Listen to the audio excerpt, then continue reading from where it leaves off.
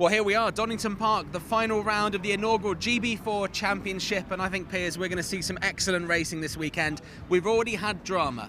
There are 5 contenders for the title. We'll talk a bit more about that in just a second. Nicholas Taylor is the championship leader, and he had a moment in qualifying, and although he starts third, his car was pretty wrecked, wasn't it? Yes, he made a mistake at the bottom of the old hairpin, one of the fastest corners on the calendar and on this track. Clearly just made a small mistake, but big consequences. The car was heavily damaged. Fortec have done a great job to get it fixed, and he'll be out in this next race, starting third place. But of course, every time a driver has a small incident, it can knock your confidence a little bit. You can never be sure that the car will feel exactly the same as when you last drove it, but Fortec, I'm sure, will get him. Well, I will have got him out there, and the car will be feeling tip-top as close as they can to what he had before in qualifying. And I'm sure they'll have got him in the zone as well, because it's sure to dent your confidence a little bit. That's good to know that Nick's all right. We've got to talk about the pole sitter, Jack Sherwood. He's one of the contenders, and I mean, he is very much a mathematical contender. I think he would need everyone else in contention to not finish and for him to win and start at the back of the grid and make all his way, to first. Yep. He will start on pole position for Elite Motorsports, with Tom Mills, another of the contenders, second. Max Maserati a little bit down there, down the back, in terms of the championship, battle, him second, with Nicholas Taylor first. How do you think this first race is going to go, Piers? It's going to be great to watch. We have seen multiple occasions this year, the GB4, even when we think things might be a little bit, it's a shoe-in for a first, second, third. Yeah. No, it's been crazy, and I'm expecting all the same this weekend. What with it being especially cold this weekend, we're both standing here in coats, I've got gloves on. Yeah. That'll make it, the tyre warm up very important. Slipstreaming around here at Donington Park with the long straights, high-speed circuit.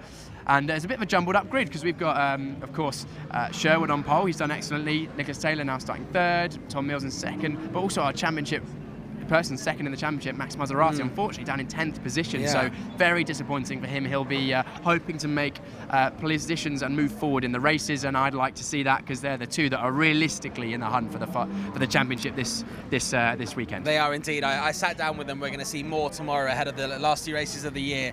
Max Maserati with Nicholas Taylor, and it's good to know they're big friends off the track as well. Lots more for us to talk about as this pre-show goes on. We've got a new calendar for 2023. We've also got 4 new drivers on the grid, including someone that Piers has raced against. So it'd be good to get Piers' insight into the battles they probably had a couple of years ago. But for now, let's just take a look at the track we're racing at here at Donington.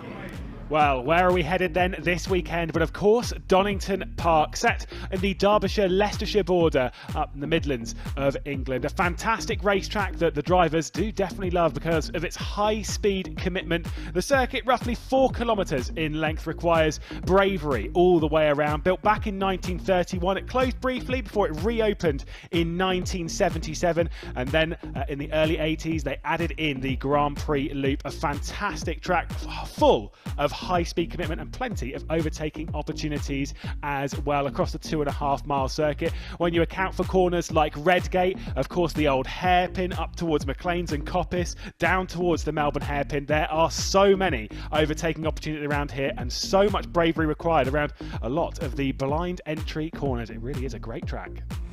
So let's ride on board our championship leader and one of 5 drivers in the GB4 Championship mathematically capable of winning this weekend. So this is a wonderful lap here at Donington Park, full commitment. Turn 1, Redgate, a small lock-up on the way in. Didn't quite make the apex, but it doesn't seem to have hurt our exit. Now, the world-famous crane occurs. We're dropping steeply downhill now from the right to the left-hand side, setting ourselves up to the old hairpin, which is a full commitment corner. Let's just watch the speed through here. Completely committed, a small moment on the exit of the corner there. That is exactly what caught Nicholas Taylor, this driver, out in qualifying, causing him to damage the car.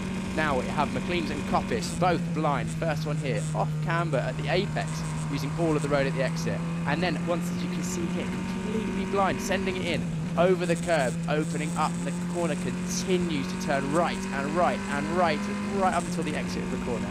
Now, just a moment's breather as we head to the right-hand side for the chicane onto the Grand Prix Loop. Let's just have a watch of this. Completely committed through here. Watch the bumps. First apex, second apex, completely committed, and again, those bumps can easily send you off onto the gravel at the exit. Now the very, very important final 2 corners on the circuit, braking heavily for the Melbourne Loop hairpin. A small lock of the rear brakes causes a bit of oversteer, but we managed to get back to that late second apex. Traction is very important. Now, another blind final hairpin corner. Spot your entry point, spot your braking, roll it through the corner, make that late apex once again for a good exit to round out our lap of the Donington Grand Prix circuit. An excellently described hot lap there from Piers Pryor. More importantly, I've been joined by Nicholas Taylor's father, Gary. I mean, you know, we saw earlier on with Nick having that slight incident in the qualifying. May have dented his confidence slightly, but he's a very confident kid, isn't he? Yes, he is. He's very relaxed about it. Everybody's just glad he was okay to get back in the car. The Fortec boys are going to put all the car back together, or had put all the car back together, and it's good to go. And ahead of the qualifying, obviously, you know, how is he feeling this weekend coming into it? Is he taking plenty of naps, making plenty of toast? Yes, he is indeed. In fact, he was in the trailer yesterday after practice having a nap. So, of course he was. We'll hear from Nicholas Taylor tomorrow ahead of the final couple of races. I sat down with him yesterday, and I think he had just got up from a nap. But Gary, for now, I'll let you go back and join the family and get ready for the race. Because me and Piers need to talk about 4 new drivers on the grid this week, and I've had to bust out the iPad because, you know, 4 new drivers taking our grid to 14 is quite big. Akil Alabi is a South African driver, so, you know, Jared Waberski knows him well. We spoke to Jared, and he's raced against him before, so, you know, hello to all the viewers in South Africa. We know that quite a lot of people, especially on Facebook, have been looking at the figures. We've got a big following on Facebook in South Africa, Piers. Absolutely. You're a local celebrity now, I've heard. And we've also got a driver that you mentioned earlier, who you raced against. Yeah, Oliver Clark has joined the Hill Speed team, now the 3rd car in the team for this weekend. That'll be great for them in testing. I know that they have wanted to get a bit of extra work in to make sure that their car is fully up to speed to allow Maserati the best chance of a championship challenge this weekend. I was going to say, William Mcintyre, also a driver, you know, he's done very, very well. He's driving for Elite Motorsports, and he's just won the Ginetta Juniors Rookie Championship. Is that right? Ginetta Junior Championship, yeah, but he's been excellent in practice so far. Yeah, he was the pace setter in quite a few of the sessions over Thursday and Friday, leading up to this weekend. Clearly got the ability, clearly got the speed, not so experienced in single-seaters, because of course the Ginettas that he's been racing previously are actual car where you sit in it with a roof. Exactly. So slightly different. He's probably never raced with anyone as much downforce before. The way you drive a single-seater is just ever so slightly different, but it'll be a great experience. He's clearly got the pace, and hopefully we'll see him back next year as well. We will indeed, and he was actually faster than Jack Sherwood in a few of the testing sessions, but Jack will start on pole for Elite Motorsports. Also, we've got Carl Bennett driving for Fortec, the garage we're outside now, and actually I caught up with some of the drivers we've just mentioned a little bit earlier on today, so let's hear what they had to say ahead of their first ever race in GB4. So we're here at Donington Park for the final round of the GB4 Championship, and Carl, you've stepped into this Fortec car, and I mean, what's your first impression so far? It's a lot of fun. I like this track, and I've got a fast teammate, so we got some good data to really get myself up the road. The cars that I've driven, I think they're Honda powered, and this one should be this one's a bit different. This one's got turbo on it. The one I drive doesn't have a turbo, so it's there are different sounds and this and that. It's nice and just a lot of fun to drive. So run us through, for people that have never seen you race before, you know, what have you driven before? Whereabouts in the world have you been racing? Well, this is actually my first year of Formula cars. Before that, I would just do go-karting stuff around the world. So I'd be karting in the Americas, Europe, Asia. I'm from Thailand, and that's where I started racing. So that's just a little bit about me. And you know, you say Donington's a big favourite track of yours. How many laps have you done around this track before? I mean, you've probably done more on a sim, I would imagine? I've done a little bit on the sim, but this is my first time here at Donington. So yeah. And in terms of this weekend, then, I mean, what are you hoping to achieve? Are you hoping to be, you know, competitive with other drivers that you've been checking out, maybe for other teams, or what is the aim? Of course, it would be really nice to be up there at the front, but I am just struggling with pace right now. I'm really struggling to learn the car, learn the track, and get up there. But as long as I keep near the pack, I think I have a fighting chance to do, pull some magic. Well, as you say, you've got some great data, and you've certainly got a great teammate who's going for that championship. So best of luck, Carl, and I'm sure we'll catch up with you as the weekend goes on. Okay, thank you. So, Will, it's been a fairly decent year for you. It's your first year out of karts. You're already the 2022 Ginetta Juniors champion, rookie champion. I mean, it's going really well, and now you're driving a GB4 car in this final race of the weekend here in 2022. You must be, pretty confident right now. Yeah, obviously before this weekend I haven't really done much. Well, this is my first ever time in a single-seater and GB4 car, so I'm not too confident, but at the same time it's just I'm just here to enjoy myself and see how it goes. I think having wrapped up a championship with what, 5 races to go already, there's got to be some confidence in general. Maybe it takes a little while to get used to this car. I mean, how are you getting on with it so far, having had a couple of days of testing? Yeah, I mean, yeah, the results have been quite good. I mean, yesterday I think we were P1 in a couple of sessions, and then today, last session we were P2. So I think it's going quite well. We just need to keep working at it, make some changes to the setup here and there, and as well I need to improve on my driving here and there. Well, it's a good test this weekend here at the final race weekend of the year in the GB4 Championship. Is that something you're looking at doing next year, or have you got options on the table? Yeah, I've got a load of options. I think we really want to do single-seaters, so yeah, we'll just have to see what we get given and see what happens. And you won that Ginetta Juniors Rookie Championship with Elite, so it must be a nice bunch of guys to be working with. Yeah, they're brilliant, and yeah, as soon as they offered me the drive to come and do GB4, I couldn't say no to it. So, Ollie, this is the first time we've met. Now, you've joined a team that we've been covering all year and very, very successful so far, with Max doing really well, Megan winning, getting trophies galore. Are you going to add more trophies this weekend? I know it's been a while since you've been driving. I hope so. I hope to add some trophies. I'm here to help out the team for the championship, and hopefully we can come away with 2, maybe 3 trophies if we have a good day. Okay, now you told me just before that you've not driven for quite a long time, so you were doing F3 before? Yeah, I did a whole season in F3, which is obviously the GB3 car now. It was before the BRDC F3. I raced that the whole of 2020, and then after that I had no budget, so I literally hadn't driven a car until last week. I'd done 1 day in this, and then yesterday was my second time ever in the car. So. And how have you found the car so far? Because I imagine it's a little bit different to the old F3 car. Yeah, there's a lot less aero, but it's the same tub, same chassis. So it's quite similar in some ways, but there's a lot less grip, so you have to drive it quite differently. So it's a bit to adapt to, and we're still finding our place with the setup, but it's been good fun. So what have you been doing if you haven't been driving cars since the late 2020? I've been doing some driver coaching and some industrial roof sheeting. And which was more fun? The driver coaching was a lot more fun than the roof sheeting, but you've got to pay the bills. You've got to pay the bills. So what are you hoping for? It's the last race weekend of the year in the GB4 Championship. How competitive do you think you'll be? I know you weren't particularly happy about your testing. I wasn't happy with the testing. We ended up P6 then. There was more time in it, a couple mistakes on my lap, a couple temps. I think we need to find some time in the car, but hopefully we will be able to do it. I think we should be able to come away with some trophies. So very nice to see some new faces on the grid in the GB4 Championship this weekend. Throughout the season, we have seen some drivers come and go. It's good to see Christian Lester back on the grid this weekend for the final round as well.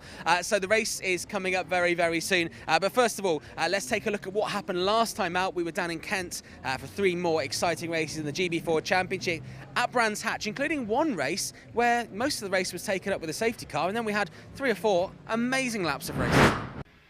A dramatic first race of the weekend would see Nick Taylor starting from pole position in GB4. A bad start from Tom Mills from 3rd position on the grid. He dropped back behind Max Maserati and nearly into the clutches of Jack Sherwood, who'd marched his way forward. Jess Edgar looking extremely fast on the race start.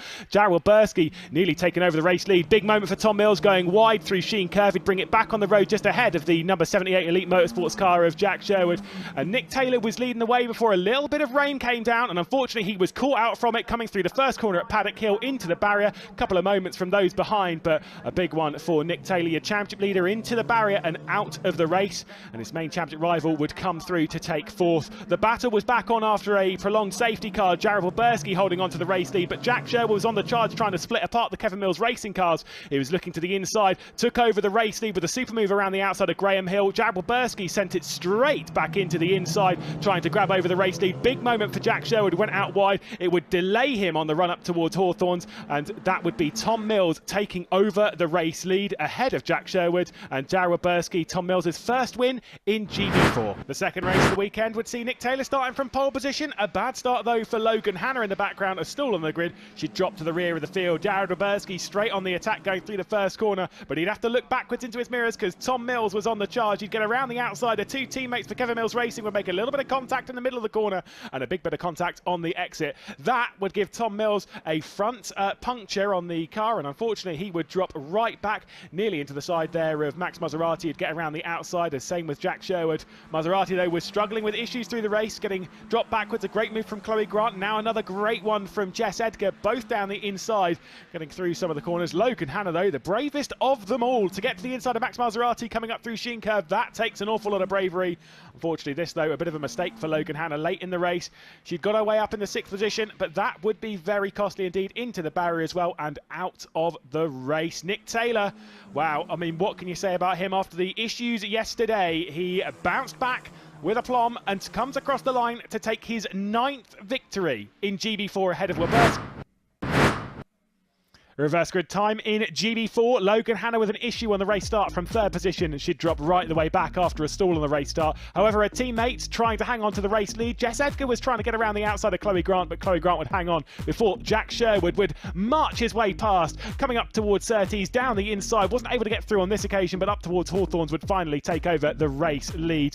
Meanwhile, Jess Edgar had to deal with Weberski, dropped back a couple of positions. Meanwhile, one of the hill speed cars of Max Maserati was going a little bit wide as they would finish the Grand Prix loop. Tom Mills straight around the outside of Chloe Grant to take over 2nd position at the time. Meanwhile, we saw this earlier on in the season, the two of these, Max Maserati and Jared Weberski, going side by side. Once again, a super move from Weberski to get all the way around the outside. Meanwhile, Tom Mills and Nick Taylor were battling over 2nd position. Taylor straight around the outside, coming up through Hawthorns. It would give him the outside line through Westfield Bend, and he'd take over 2nd position. A super effort from Nick Taylor, but by the time that he'd taken over 2nd spot, this driver had cleared out Jack Sherwood. A super drive. He's one of the best overtakers in the championship, and a brilliant race victory for the number 78, just ahead of Nick Taylor and Tom Mills. And the championship standings after all of that, Nick Taylor taking the top spot by 31 points over Max Maserati. Jared Weberski as well, quite close behind, a tight fight before we get to Tom Mills and Jack Sherwood. All 5 theoretically can win the championship. We'll see about that one. Megan Gilks in 6th position. Alex Walker, who still remains inside the top 10 of the standings, despite only doing a few rounds earlier on in the season. Jess Edgar, Logan Hannah and Chloe Grant rounding out the top 10 before we can see Elias Ardestam in 11th spot. Shame we haven't seen any more of him this season before we get to Christian Lester. Lucas Romanek, of course, race winner back in Silverstone. A few drivers on there that you might know as well. Carl Bennett, William Mcintyre, as well as Alibi. All new drivers for the GB4 Championship this round. So there we go, it's all set up for an exciting weekend of racing, and I'm personally hopeful that we decide it in that final race. We all wanted to go down to the final race. Now earlier on, the 2023 calendar in the GB4 Championship was confirmed, so let's take a quick look at that. We're not starting at Snetterton as we did this year. It starts at Oulton Park on the 8th and the 10th of April across the bank holiday there. Then we head to Silverstone for the first time alongside British GT on the 6th and 7th of May.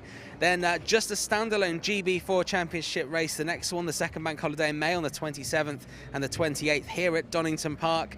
We then move on to Snetterton there later in the calendar, the 17th and the 18th of June, before heading back to Silverstone, 29th and 30th of July. It's Brands Hatch as ever in September on the 9th and the 10th, and then we decide the championship back here at Donington Park on the 21st and the 22nd of October. So 7 rounds in the GB4 Championship next year. I'm sure we'll have many new drivers, and actually we've got at least one new team on the grid. And Richard Randall from the GB4 Championship caught up with a new driver from that new team.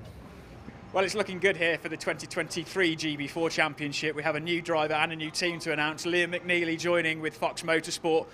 2 years in the Junior Championship over the last 2 seasons, 8 wins and 24 podiums, and now switching to single-seaters for the first time. How are you feeling about that? Yeah, you know, I'm so happy to be moving into single seaters. The next sort of chapter in my career. I'm really looking forward to it and see what we can achieve next year. And yeah, it's going to be a challenge for the team and me. Obviously, the team hasn't done any single-seater racing before, but I think with a good winter testing program, I think we'll be strong next year. You've already tested the car, I believe, a couple of days at Bedford, so already getting used to it. Yeah, we had a good few sessions at Bedford, just getting used to the car, and yeah, it was the grip, the amount of grip and the amount of power compared to the Ginetta Junior was immense, and yeah, I can't wait to get in it. So I imagine now a busy winter testing period coming up. We haven't got the season starting until about April time next year, so lots of months to get used to the car, and lots of opportunity for the team to get used to it as well. Yeah, exactly. As long as we get a good, strong winter testing program, a lot of days, just in the car, in the seat, just seat time really. That's all I need, and yeah, with slicks and wings, obviously I'm not used to it before, but I think we'll get used to it very quickly. Obviously a very capable driver, all the wins and podiums we've had over the last couple of years. I guess you'll be encouraged as well by the fact that a lot of people have come from Ginetta Juniors into either GB4 and GB3 and done very well as well. Yeah, you know, I think it's a good step up from Ginetta Juniors. I mean, single seaters, everyone wants to go into single seaters, and I'm just really glad for the opportunity. Long-term career aspirations then? You've done sports cars, you've done single seaters. Where are you looking to get to through GB4? I just want to see what the opportunities that can come from GB4. Either GB3 after GB4 or go back to GTs, GT4, GT3. You know, there's loads of opportunities that can happen, and I'm just can't wait to get started really. Well, there we go then. Good to have Liam on the grid for 2023, and we can't wait to see how he does. See you next year, Liam. Thank you. Well, look at these beautiful sunglasses I've got here. There is a reason I'm saying this, Piers. I'm not sponsored. This is not hashtag an ad. The sun has just come out, and it's a bit ridiculous because in the last 20 minutes or so, Piers, I'll get rid of these. These are actually Nicholas Taylor's, so these could be, in theory, championship winning sunglasses. Wow. We've had bright sunshine. We've had excessive wind. Yes. We've had heavy rain. And we've had a bit of a splitting rain, and now we're kind of at a stage where we've got a kind of bit of everything, and it's. I mean, how is this going to affect the cars? By the way, the start of the race has been slightly delayed. We're just going to wait for the cars to go out, and we'll walk and talk with the cars as they head to the assembly area here. But yeah, I mean, as a driver, Piers, you're looking here. I can see half the tarmac here is very wet, half of it's pretty dry actually because of the wind blowing the rain. I mean, what are you thinking? They all seem to be on the slick tyres, obviously. It's starting at slick tyres, so it looks like they've been watching the previous sessions. So the session out there now, just finishing off, I think, one of the British GT qualifying sessions. Looks like they're making their way to slick tyres. GB4, we've spoken about it a few times this year. It does take a while to get the heat in the tyres, and of course that takes longer when there's less grip or less track temperature, and these conditions are going to be like that, so getting temperature in the tyres is going to be extremely important.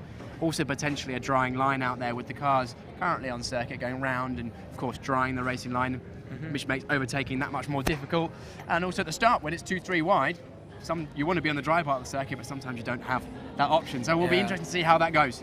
Right, well, while we make our way to assembly as the race has been slightly delayed, we'll catch up with some of the drivers. Now, I spoke to some of the drivers before the qualifying earlier, and we're going to start with a formidable pair of Jack Sherwood and Chloe Grant back-to-back. Now, Jack Sherwood is starting on pole position ahead of Tom Mills. We'll also hear from Tom Mills, but when they don't talk about the fact they qualified, really well, that's because I spoke to them before qualifying. Here's what they had to say.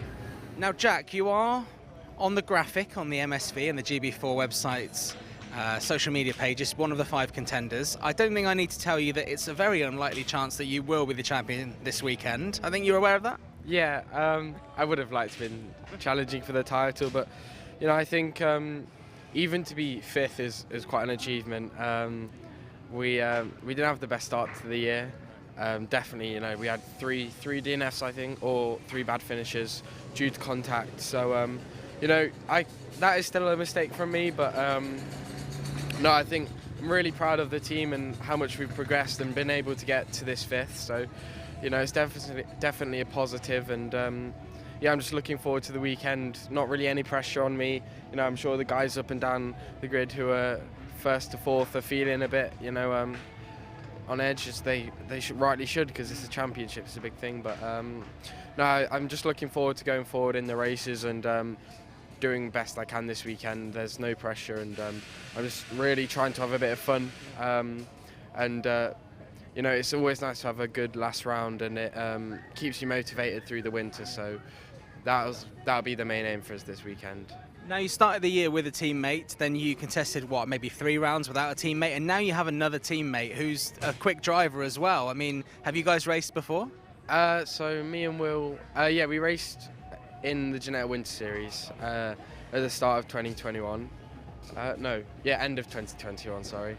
I've raced with him a bit before, but no, definitely, I've been to the TOCA meetings, and I've seen his data and stuff, and he's a very fast driver, don't get me wrong. So he'll definitely be very competitive, and I was expecting it coming into the weekend. I knew he was going to be up there. So it'd be good to have someone else in the team, and helps us fill a bit of time in between the races as well. Absolutely. Well, Alex was pretty quick at the start of the year as well, so you're used to having that competition. I think it'll only spur you on. Finally, you know, what are you doing in 2023? Have you made any decisions yet? You know, we've got a fair few options on the table, but no, there's no final decisions yet. I'd love to be racing single-seaters, but if it's not, you know, can't really do anything about that. I've had a go in most of the cars we're looking at doing next year, the F4 and the GB3, so it'll be interesting. I would love to stay with Elite as well.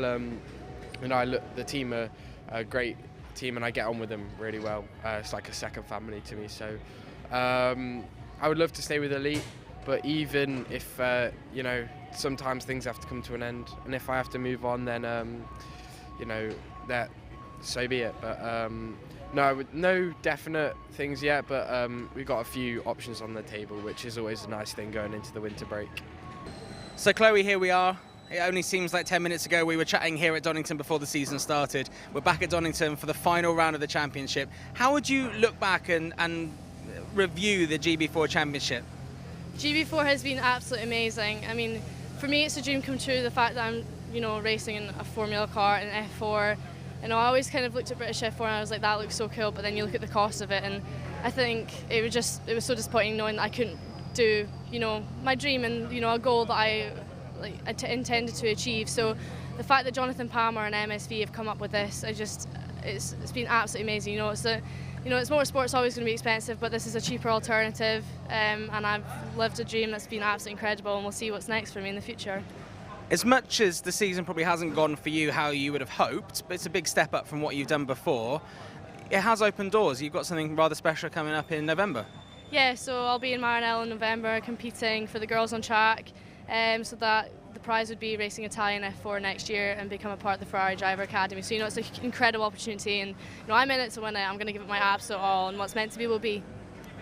And finally, can you estimate how many miles you've done? Because obviously being up at Knockhill with Graham Brunton Racing, with Laser Tools, which I now get right every time we speak, which I didn't at the beginning of the season, you guys must have done the most miles, because every race for you is a trek. Yeah, and we're further north than Logan is as well, so definitely, we've definitely come the furthest. Honestly, I could not put a number on it. It's been crazy.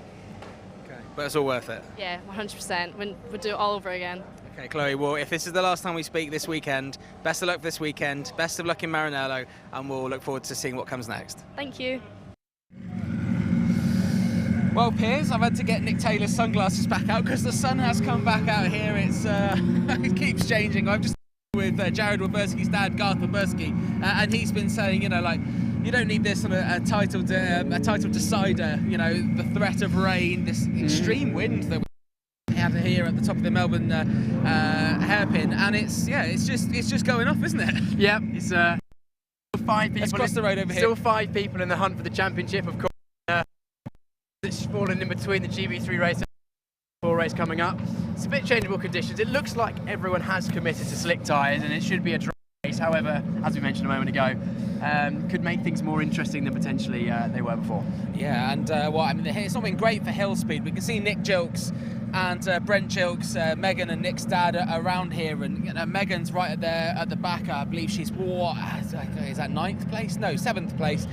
No, sorry, 8th place with Max Maserati, who's challenging Nicholas Taylor for the title, down in 10th. And I mean, I would love that we were saying that they were out battling at the front, but obviously after Nick's accident there in the qualification, it's kind of ruined the battle slightly, hasn't it? Because we want to see those two racing each other, not them racing other people and hoping that the other one makes a mistake. It would be great to see the 2 main title challengers. Of course, mathematically 5 people could win, but ultimately it would take some large misfortune from both Max and Nicholas Taylor for one of them not to win the championship. But yeah, it would be great to see them fighting it out together against each other on track. I've seen some of that in GB3, GB4, not far away, the 2 championship leaders in GB3, but in GB4 we've got plenty of racing to come with some new faces as well. Yeah, we have 4 new drivers on the grid that we heard from a little bit earlier on, and it's good to see new drivers getting involved for this final round. I would imagine with a view to racing next year. If you're a driver in that position, I'm sure you've done this in your career, Piers, is this a case of just you know, how you fare out there, or just seeing if it's the kind of driving that, you know, the kind of car you like driving? Because there's lots of options out there, but yeah, if you want to go down the single-seater route, GB4, you know, as we've heard throughout the season, it's a very affordable way, and you know, MSV are putting together a great package, and obviously had the races confirmed for next year early on as well. Yes, of course. All the drivers will be wanting to open up opportunities, give themselves as many opportunities with as many teams as possible, while the teams will be trying to get drivers in to sign up with their team for the next year, because of course at that point, you know, they need to make an income, and the drivers of course bring the budget from either their sponsors or from themselves, and so that's how the teams run. And also they want the good drivers as well. So yeah, if a team has a particular eye on one driver, they might say, hey, you finished your championship, you're available, we've got a car spare, come and do one round with us, maybe at a reduced price at the last round of the season, see if you like the championship, see if you like the team, you like the car, and we can then go from talks. And it's always easier in a negotiation to come from a position of we've already worked together than a sort of a speculative situation. So yeah, it's definitely a movement part of the season. We see in Formula One with silly season, people moving around all over the place, and here are contract talks here, there, and everywhere. Yeah. Whereas it's a little bit more fluid in sort of the junior motorsport. You can often, you know, try out different teams and different championships while racing and other things. What I thought we would be at this race weekend now, talking about Nicholas Taylor and Alex Walker, who was driving with Elite Motorsports, and you know, there's no issue with saying that Alex, you know, all these drivers, you know, 15 years and up. Alex Walker tried it out for a little while, but didn't quite work for him. So, you know, he's sort of stepped back and done something else. And I think, you know, at that age, as a human, you know, you don't know really what you like, and you might think you want to go down the single-seater route, and then you end up, you know, going and driving Lamborghinis or whatever. So, you know, it's a formative time as a young driver.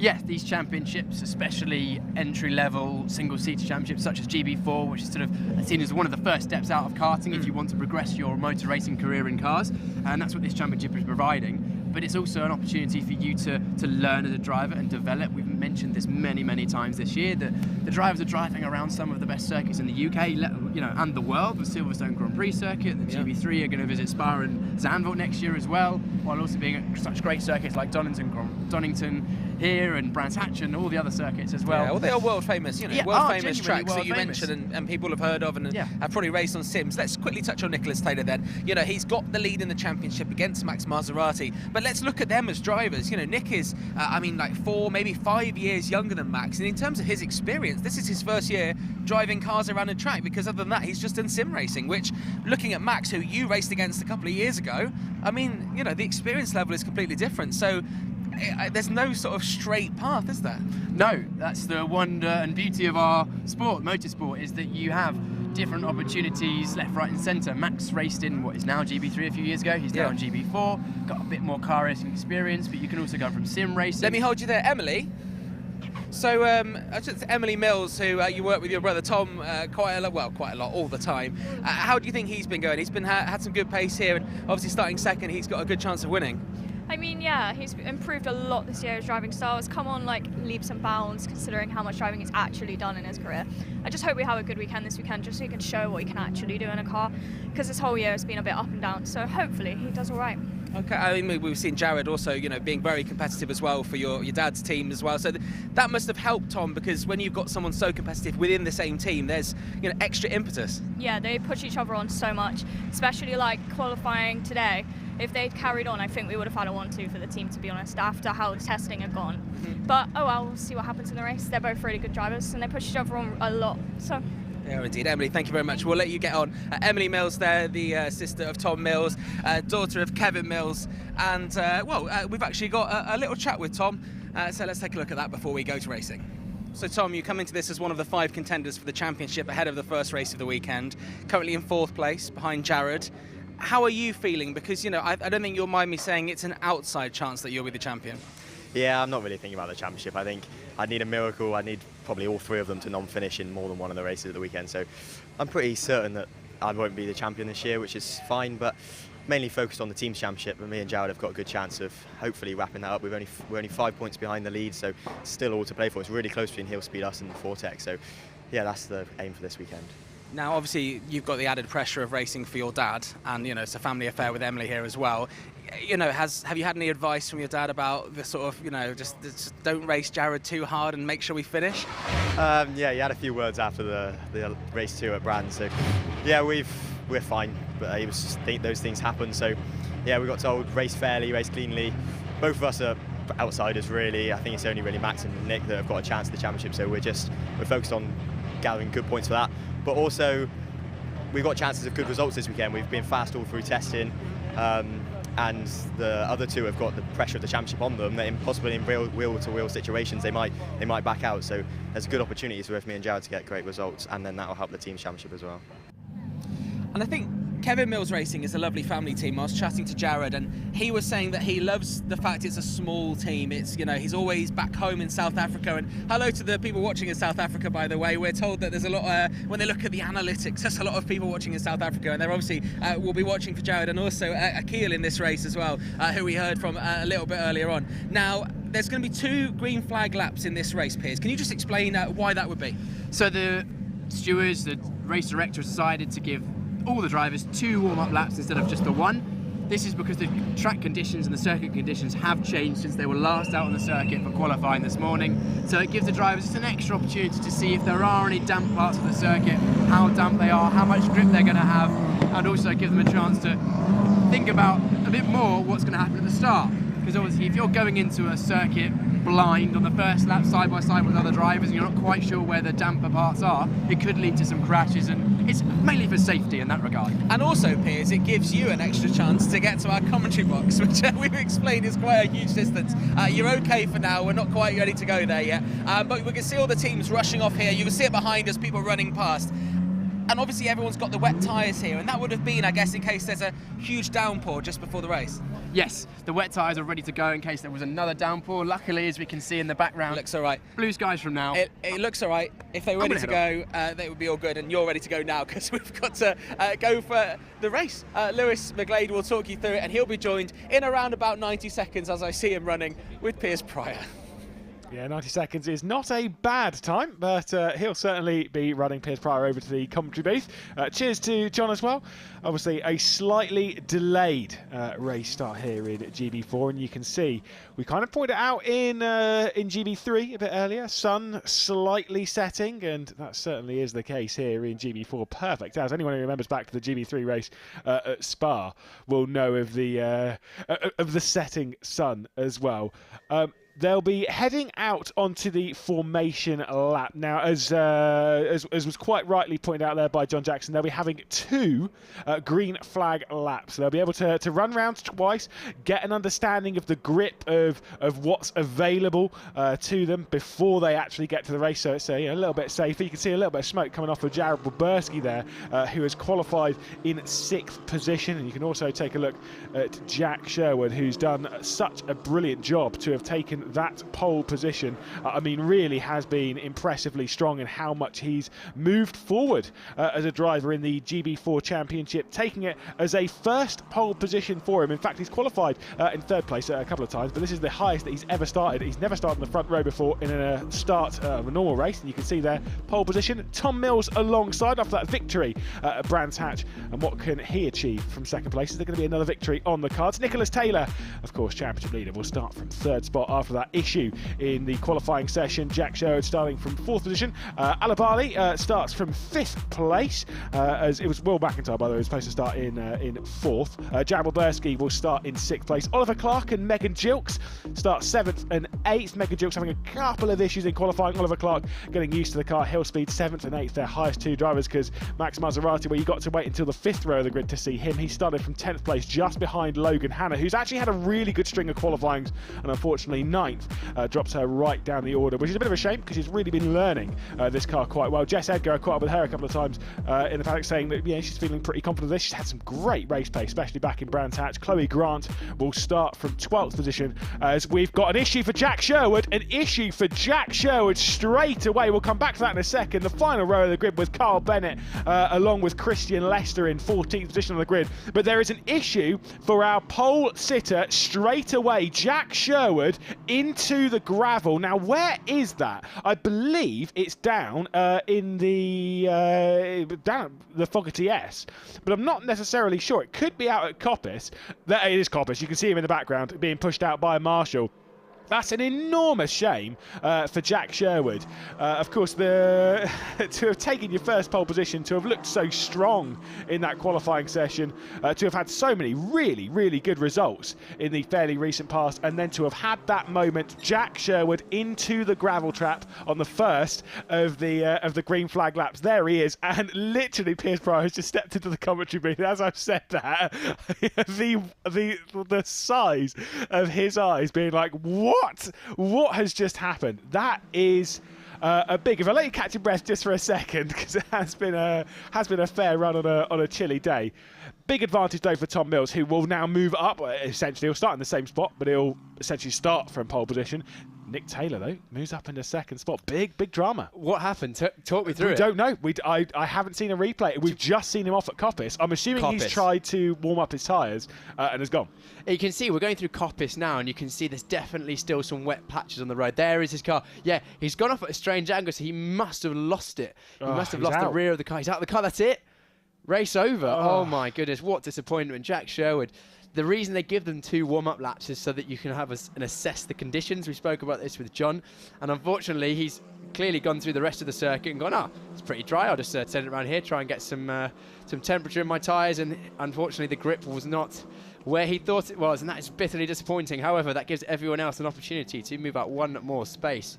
What will they do next? Obviously, there is a car stuck in the gravel trap. Now, is there a way that we start the race under safety car? Or I don't know what the ruling is in this scenario, or whether we're going to have an aborted start, let them kind of do yet another formation lap whilst they try and extract the car. Because, of course, the most important thing is they can't really get the race started whilst there's a car there. Clearly not. You wouldn't want a car sitting on the outside of Coppice, which is a very tricky corner at the best of times, and especially at the start of the race with drivers going side by side through there. You wouldn't want anyone in danger, and it would be, you don't really want to start the race with a yellow flag in any of the sectors. So I'm assuming, we'll see, but I'm assuming that they will probably pause the start for a moment, potentially have 1 more rolling up lap, and then we'll go from there. We can see all the drivers lining up on the grid. We'll see what goes on here. So you can see, obviously, in the top right, start delayed. There we go. Start delayed board is straight out. You can see in the top right of the shot previous that that car is being extracted. So obviously, fair enough. I'm more than okay with it. I think we all are, because safety is paramount, and it's one thing that, especially here with GB3 and GB4, is, to be fair, with all motorsport categories, but the safety is always number one. You will not see they take it very, very seriously in the paddock. Of course, we are here at Motorsport event. We know that motorsport is a dangerous occupation. Yeah. However, the MSV do as much as they can to reduce the risks, and all the championship organisers in terms of the car safety with the homologated carbon tubs to keep the drivers safe. They've got fire extinguishers. We have, of course, homologated circuits. There's loads of rules and regulations in place to make sure that everyone is in the best and safest position possible while allowing us to still go racing. It looks like they're stopping the cars on the grid, from what I can see, to allow the drivers to keep their engine temperatures under control. So it looks like we're going to be waiting just for that car in the background, as you can see, getting hoisted away. Shouldn't be too much longer. Looking forward to this first race of the weekend, Lewis. Now, delays like this, we've spoken about red flag delays. We had a couple of them in GB3, of course. Delayed starts, what does it do with your mentality? It's already quite late in the day. You're already quite tired. You're already raring to go. You did 2 formation laps. You're thinking, right, finally we got that out of the way. Nope. Not yet. Kind of put those emotions to one side. What's that like in the car? It's probably an opportunity to switch off and just think, right, take a moment. I know I've got at least 2 minutes now. Switch off. Maybe take a sec just to relax again, because of all that nervous energy that builds up before the race. Then as you think, right, so things are starting to get going again, you then reset, refocus, think, right, what are my goals for the start of the race? Where am I going? For example, Nicholas Taylor now has a clear run to the entry on the inside of turn 1. He'll be trying to think, right, if I get a good start, Tom's probably going to try and cut across on me, so I can either try and get an overlap before he can do that, or alternatively force him to the inside and then head to the outside to go right around the outside, or even affect a cutback. The drivers in the middle, there's a lot more variables with, of course, drivers going left, right and centre, with going forwards and backs and starts. And yes, there's a lot going on, but almost every driver will have a plan of what they want to do for the first lap. Oh yeah, always. And that plan normally goes out the window after about 20 metres. Yep. So there is that to play into it. Now, the front what is now the front row in all of this between Tom Mills and Nick Taylor. These two have come together a couple of times. Now, track conditions, a bit windy out there. It's going to affect the grip of the car even more so than just the cool air. I mean, the likelihood is you don't really know what the grip's like going into T1 and racing conditions. Is it something to potentially expect from something like that? Well, that's the reason we had the 2 warm-up laps in the first place, is it allows you a full speed run at turn 1. Which is probably the main pinch point in any race when you've got a standing start like this, 2x2, or it's actually a 1x1, isn't it? Staggered grid start, but you end up going 2x2 into the first corner. So they'll have the advantage of having done that once. The issue is now that they have got some temperature in the tyres. They're now sat on the grid, very windy, and all that tyre temperature is just whittling away. It's going to be cold again. I assume we're going to get one more roll-up lap. We can see them signal from the marshal to restart those engines. Which means it will probably have one more. I would imagine one more start. I don't think they'll go straight from there. You can see Jack Sherwood's car neatly tucked out of the way in a safe position, so that's allowing us to go green once again. Right, drivers are now revving themselves back up again. Heart rate's rising. Yeah, getting ready to go for the first race of the weekend, of course. This is the thing with a championship finale in motorsport. Now, I mean. Again, you've had it before where whether you're fighting for a championship or not, whether you're fighting for 8th championship, you're fighting to prove yourself. You're fighting to show everyone what you have in store for next season. It's the last round of the season, the last round for you to prove yourself. I mean, surely tensions are higher now than they have ever been. Potentially, maybe the first round, but since that point, surely it's not been higher. Everyone wants to finish the season on a high. So if you finish the season with a good race, it puts you in a good position and confidence-wise and mentality for the winter, because a lot of uncertainties in winter with young, grassroots motorsport such as this. It's not grassroots, but sort of lower level motorsport. The drivers have got so many opportunities in terms of where they go after this series, whether they do this series again. Some of it requires more budget, whether they've got that budget sorted or not, depends on what they're going to be doing. Yeah, we've just had an adjustment from a race control after the double formation lap and then the extra formation lap. The race distance will be shortened as well, obviously, with the setting sun. I mean, you can't really go too far into the night. These cars do not have lights, so the race will be shortened from 18 minutes down to 12. 12 minutes. Which is, as we know from GB4, more than enough when it comes to the amount that they go racing. We'll see plenty of moves in that time, especially around here. Absolutely. Again, a great circuit. We've seen racing here that's been excellent in GB4. We've seen it at other circuits as well. I expect this to be just the same. I hope it is, at least. Too right. Right, we're going to go for it. Predictions for a race winner. Predictions for a race winner. Where are we going? I'm going to say Nicholas Taylor. I think he was going faster when he had that mistake in qualifying. We've seen he's the winningest driver this year. Oh, I hate that phrase as well. That word. He's looking for his I hate how well it works. But I think, although Tom Mills, he's been those Kevin Mills racing cars have been very, very strong this weekend in testing. Both Jared Wilburski and Tom Mills have been up in the top 2 or 3 in every single practice session. I was actually a bit surprised to see Jared Wilburski so far down in qualifying. I'm not sure what happened. I haven't had a chance to speak to him since then. But he was my odds-on tip for potentially a front row start, and he's down in the back of the top 10. So expect him to make some moves. We've seen him making great moves on first laps and throughout races this season. I am going to say Jared Wilburski will finish on the podium. I reckon it's a Nicholas Taylor win. I mean, I'd like to see the 10th, but I will say one thing. He's been told by team manager Ollie Dutton, by his family, by a certain commentator in this commentary booth, myself, obviously my lack of racing experience, is that don't need to win this race. And that's I know obviously as a racing driver, you've got to go for it, fair enough. He doesn't need to win this race. Tom Mills kind of does, needs to prove himself. Will Mcintyre wants to make a good debut. Now we'll be starting from 3rd. He'd be my pick. I honestly think he is so fast. He's done a lot of testing in this style of car. I think he's going to be looking very strong. I don't know which way it's going to go. Will McIntyre's very much been impressive in testing. On Thursday, he was pretty much the fastest driver in every single session, which is impressive for his first time out in these GB4 cars. Let's see how he gets on with his elbows out in race conditions. Here we go. First race of the weekend in the GB4 Championship. Yes, indeed. Round 22. 12 minutes onto the clock. A slightly shortened race here on this Saturday evening. It's Tom Mills who's going to be starting from the pole position as he is underway. Nick Taylor having a slightly sluggish launch, but same with Will McIntyre. Great start from Jared Wilburski, who's got up in the 3rd position, potentially actually on the race down towards the first corner. He's going to look to the outside. Alibi with the inside line, and that number 14 just chopping off the nose of the number 20. 3 wide though as they come through that first corner. Will Mcintyre getting pinched a little bit as we head down through Hollywood and the Craner curves. That was an excellent start from Tom Mills off the line. He was creeping a little bit, but hopefully he'll get away with that. As we can see, is that Ollie Clark trying to go up the inside of Jared Boberski? Yeah, it certainly is. I mean, it is quite hard to tell them apart when they're coming down the hill. You've got Max Maserati straight away on the attack, going around the outside of Will Mcintyre, heading up towards, of course, McLean's, and then up towards Coppice. Super start from Max Maserati, already picking up a couple. He's got his teammate directly ahead, so he needs to pick that one up. Our focus of attention. Oh, bit of a moment there from Tom Mills in the foreground. He's taken too much of the curb coming into Coppice, which might well have been what Jack Sherwood did. Has it cost him the race lead? Yes. Not quite yet. Here comes Nicholas Taylor then on the run down towards the Fogarty S's as they race their way down. Nick Taylor's going to try and wrestle something off, but clearly the track is quite wet. Nick Taylor backs out of it, and now Alibi's onto the scene, and he wants to take over second. Alibi on his first race in the GB4 Championship, fighting for a podium already, and we can see drivers fanning out in the background as well. Ollie Clark's going to look for a move in the background, not quite this time. Who's that in the background? Whoa, that's McIntyre McIntyre looking for a move.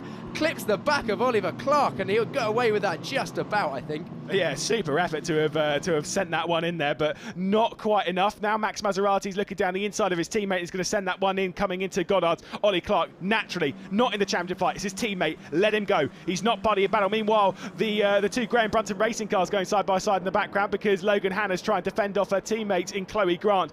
So, after a frantic first lap, Tom Mills leads. Whoa, big send down the inside from Clark as he did not. That is not playing the team game. Okay, I'll throw that one straight out the window.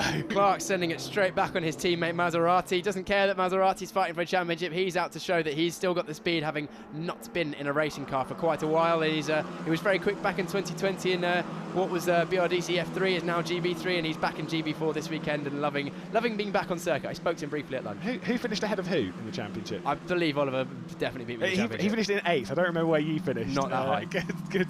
Yeah, I think you had more podiums though, and you certainly had a race win, and he did not. So yeah, you got that over him. Meanwhile, you can see the drivers being much more respectful of the outside of the circuit there into Coppice. That's where Tom Mills made that slight mistake on the previous lap. This lap much cleaner through there, slightly gapping Nicholas Taylor. Maybe Nicholas Taylor's thinking, you know what, I'll let Tom take the risks at this point in the race. I don't mind. Again, as you said before the race, don't need to take the risks. Well, and again, Nick Taylor knows that sometimes being the first in conditions like this, not ideal. He found that one out the hard way at Brands Hatch, unfortunately.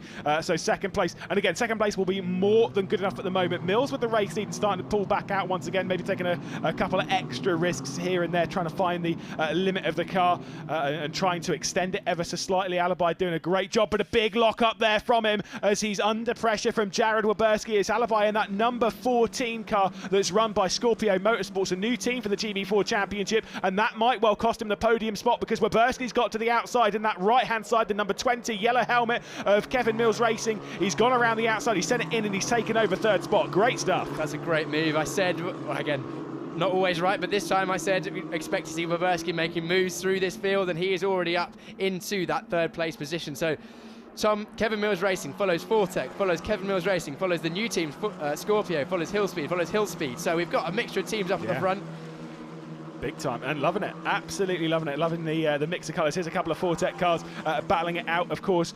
Bennett, no relation to John Bennett, but still racing in the championship. Carl Bennett, again, getting used to the car, getting used to the circumstances, battling it out with Jess Edgar. I'm sure that'll be experience that will work himself through the weekend, learning now, especially when you're going toe-to-toe with your teammate.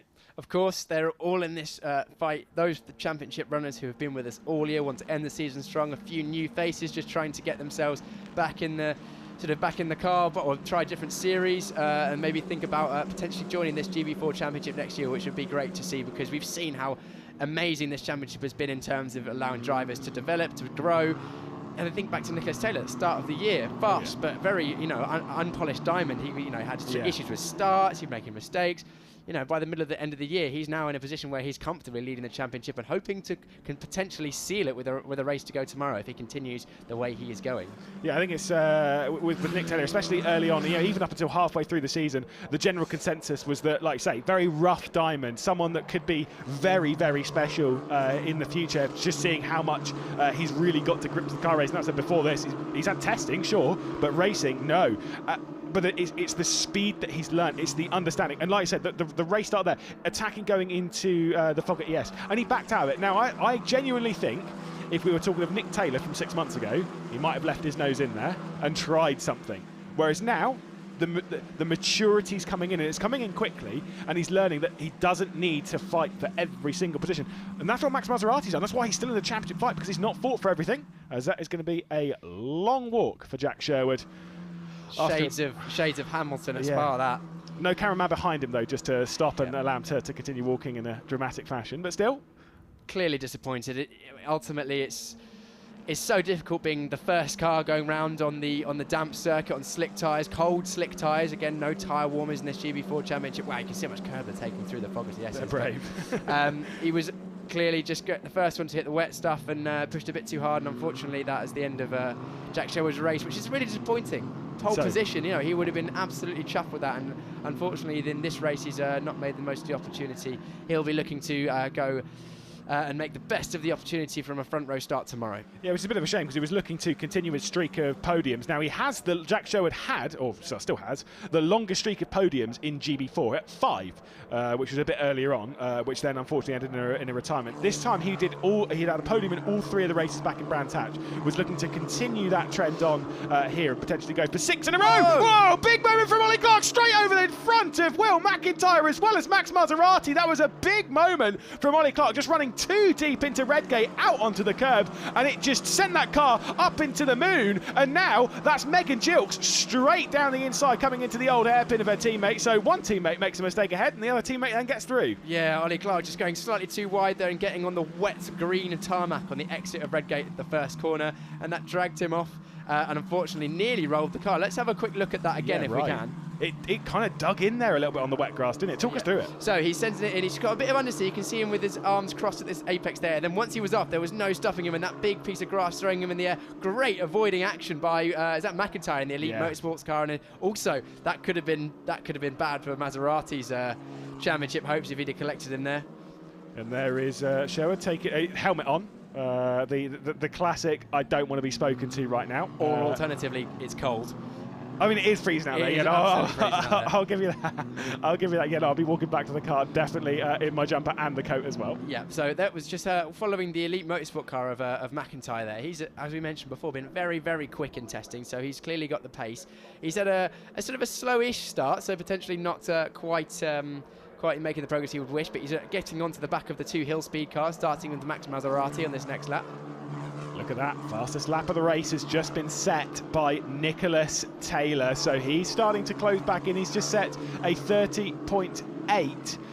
And so it's going to be a pretty impressive charge from Nicholas Taylor if he's going to come back onto the rear end of Tom Mills. But whilst we speak of one championship rival in Nicholas Taylor, his rival here, Max Maserati's got a lot of work to do, and a teammate directly ahead.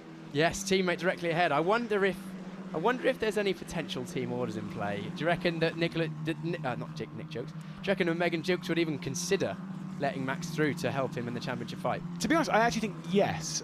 Megan's, because Megan's very nice, at least outside of the car, but then outside of the car and inside of the car, 2 very different things. Absolutely.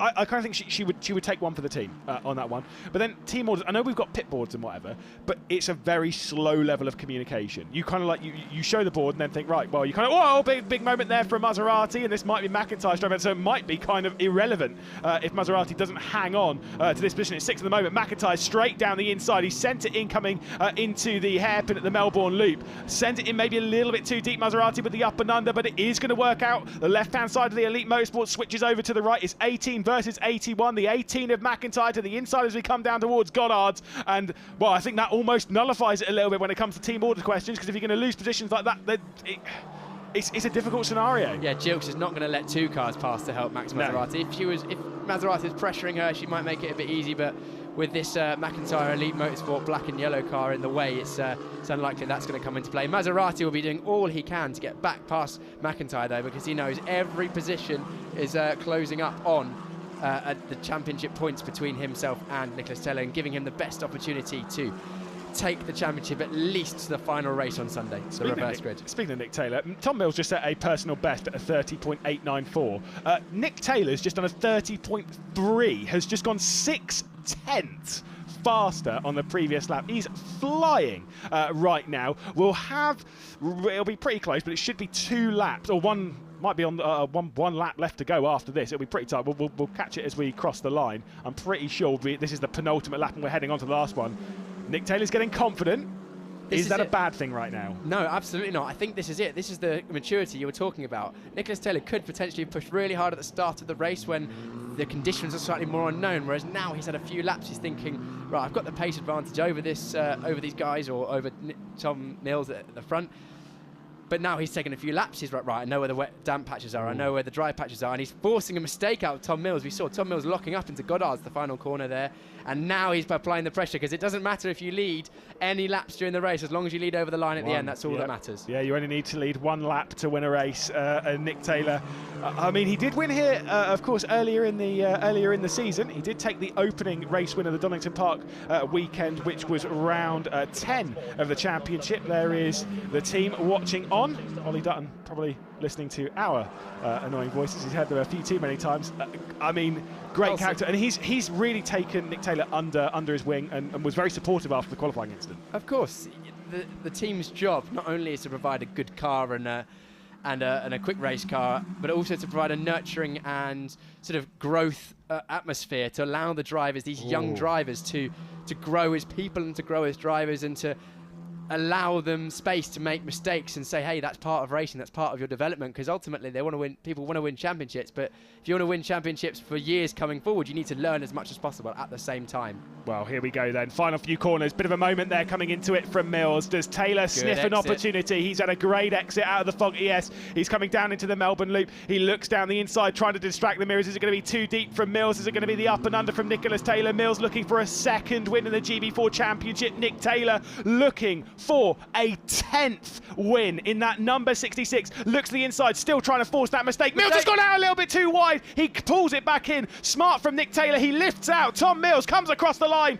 to win the Saturday race here at Donington Park in our weekend finale. A super win for the number 21. It's not going to be a 1-2 for Kevin Mills Racing though. Jared Wilberski has to settle for 3rd and the fastest lap of the race. But Nick Taylor, super effort, 2nd place, mature drive, and pulls out one hell of a championship lead. That's excellent driving from Nicholas Taylor. Just putting enough pressure on to open the door, but didn't need to force the issue, knowing that Maserati is down in 7th place. Fastest lap from Mcintyre in the last lap. I mean, to be fair, he's quick. So obviously was driving. Got to say, Alibi as well. 4th place. What a drive on debut. The highest of the debutants, which I would have bet my entire house that it would have been Will Mcintyre, just knowing how fast Mcintyre is. But of course, on the wrong side of history when it came to that spin from Ollie Clark, and Alibi was there. Fair enough. It's a great drive. Maybe slightly overlooked in that race because he was in a little bit of a space on his own. But it's a great debut race for Alibi in this championship. Also for a new team in Scorpio, so they've done a good job on that car. And great to see some new drivers getting an experience of the GB4 experience, as we like to call it. So yeah, it's a great race overall. Some drama throughout, and Nicholas Taylor extending the championship gap. Yeah, the big thing though really is about Jack Sherwood in all of that. A big shame, but that's it. Sometimes those things happen. You just need to focus on the race ahead. And there are 2 races tomorrow, so there is plenty of time for recovery, for bounce back for the number 78 of Jack Sherwood. Alas, he will not feature in the top 10 of these results. Tom Mills taking the victory, his 2nd one of the season. 1 second separating our podium finishers, with Taylor and Wilberski rounding out the podium. Alibi again, great drive. 4th place for the South African, makes it a South African 3-4. I'm sure all the fans at home will be very proud of that one as well. Jilks, Mcintyre, Maserati, Grant, Hanna and Clark, the top 10. Christian Lester in 11th position with Carl Bennett, Edgar, and then Jack Sherwood, of course, a did not start in all of that race. Bennett really having to fend off his new teammate, of course. 4Tech Machines, 12th and 13th in that race. Meanwhile, their teammate of Taylor, of course, right up there in 2nd. I mean, what a brilliant effort it was for the top 3 to have put on such a fight. But again, as we said before, I know we've talked about it almost ad nauseum on the broadcast, but it's the maturity from Taylor that I'm loving seeing. Maserati, though, you got to feel bad for him.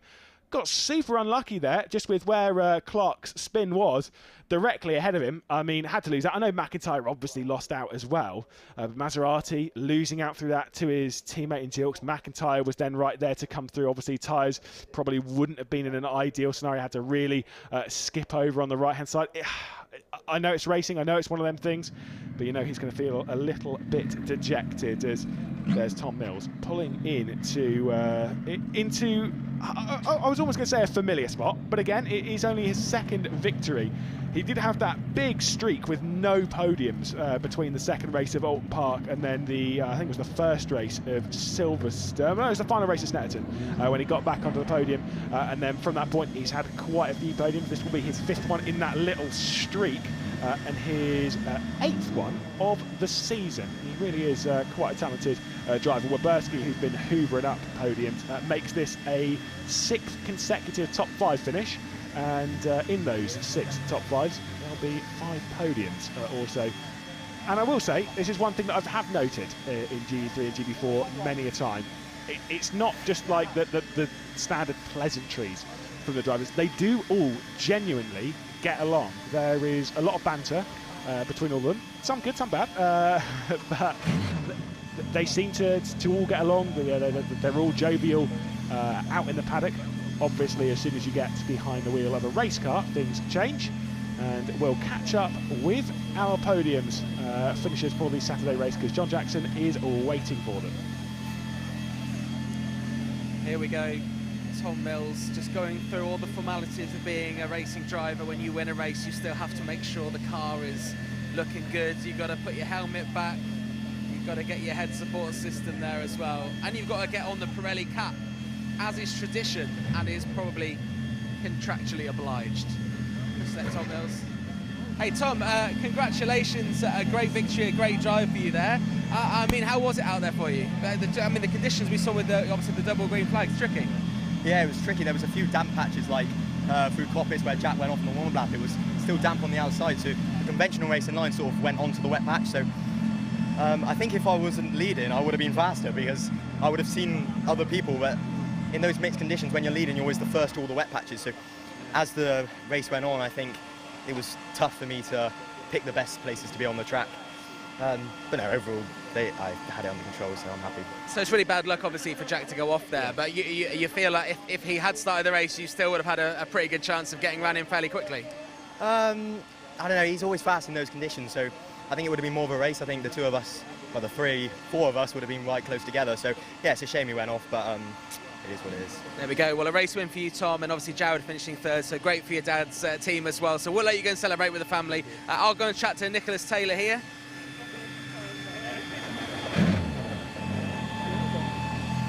Right, so we've got to talk about, you know, what was a great drive there. And we were saying in the commentary, Nick, very mature at the end there. You know, you didn't need to go around Tom at the end, but you were just weighing it up, weren't you? Yeah, I think one more lap maybe. That's what Max said last time. So, yeah, I mean, we were still learning the grip, the track for the grip, because it was wet earlier. I think Jack went off at the formation lap. It's really unlucky because he's the first one going into that damp patch. But, yeah, it was a really good race. You are now 7 points away from the title because you have a 51-point lead over Max Maserati. He can only make a maximum of 58 points. I mean, I would say that I'm likely to be congratulating you on winning the championship tomorrow morning. How are you thinking right now? I think I just want to celebrate with the team first because I got to thank them for fixing the car so quickly after quali. They did a mega job. The car feels perfect again, as it always does. Yeah, but like tomorrow we are starting from pole. Today we had a bit of wheel spin at the start, but yeah, we should be good for tomorrow. One last thing. There's your sunglasses, Nick. Thanks for lending them to me. Appreciate it. The good luck sunglasses there. Oh, what a pro. What a pro, what a pro. Jared, how's it going? A lot of people watching back home in South Africa. We were just talking about, and obviously with the Kilos are doing quite well there, and a nice little South African battle. Yeah, no, me and Nicky had quite a good battle. I mean, it's a shame in quali we didn't get the greatest quali with you know, the bit of carnage in qualifying. So we knew the pace was really good, so we just had to get a really good start, which I did. And I was pushing. I think a few more laps we could have maybe had a little bit of fight towards the win. But I think overall, to come from P6 to P3 is a super result. Excellent stuff. Jared, we're going to let you go, actually. I think they may be doing the podium right away. So we'll catch up with you again this weekend. Jared Wilburski driving for Kevin Mills Racing. Piers, that was an exceptional race. We'll talk about it in just a second. I think they're ready for the podium. So we'll throw back to Lewis McGlade. Yes, indeed. Podium time once again, and hopefully the display behind won't go flying off into the distance. Nearly did for GB3. Again, great podiums. It's another one for Nick Taylor.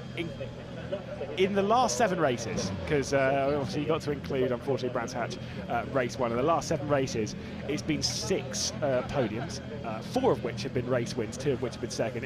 When I was speaking to him beforehand, I said before, if he wins all 3 races of the weekend, he wins half the races of the championship.